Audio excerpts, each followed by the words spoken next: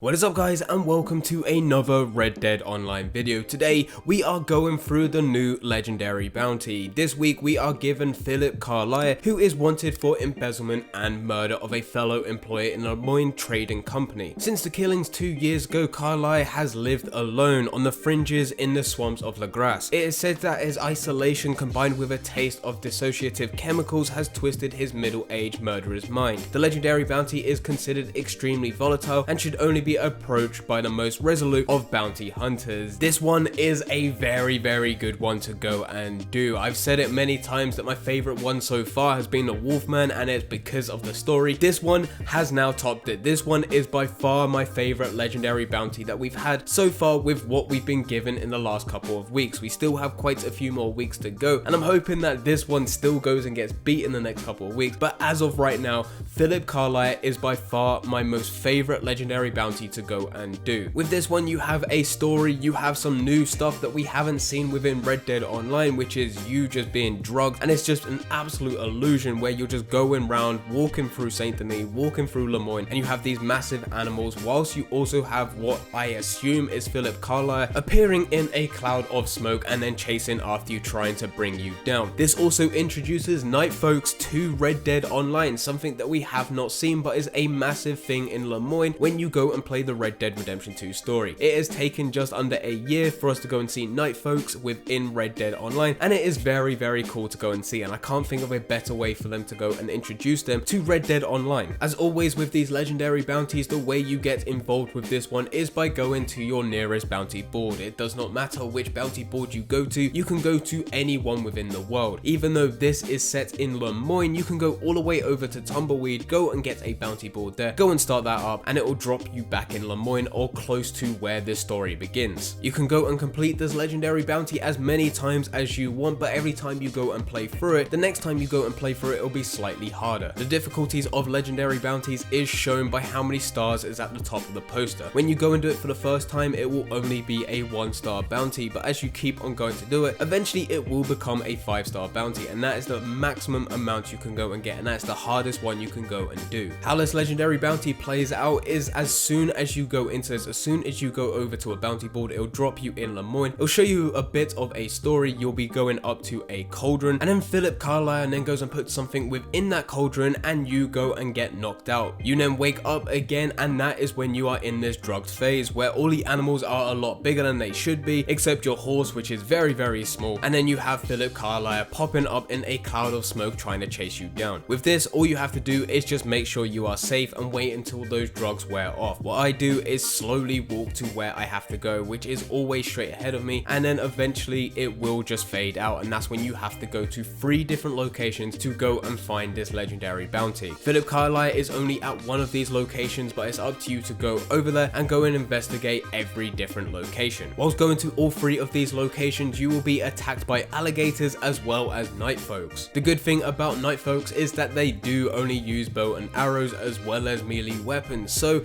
it's not too difficult for you to go and defend yourself. The real problem is actually the alligators. Those are very irritating. They seem to pop out of nowhere, and they are very quick. There's been quite a few occasions where I've managed to go and find Philip Carlier, gone and lassoed him, gone and hogtied him, picked him up and went to go and put him on the back of my horse, and then all of a sudden, out of nowhere, an alligator has came and taken me down. Very irritating, but this is just the way this goes. Somehow he's got alligators on his side. Don't know how he does it, but that is something you have to go and look out for. Finally, once you go and find Philip Carlier, you have to go and bring him back to the closest jail cell, which just happens to be Saint Denis. So all you have to do is go and transport him all the way over there, and that is it done. The legendary bounty is done. This is my favorite one to go and do so far. It's very fun to go and play through. A very good story. It beats the Wolfman, and also it beats the Owl Hoot family for me. But leave all your thoughts in the comments down below. What do you think of this new weekly legendary bounty? Is it the best one so far, or am I just chatting absolute crud? Let me know in the comments down below. But anyway guys, I hope you guys did enjoy. If you did enjoy, don't forget to leave a like and subscribe. But for now,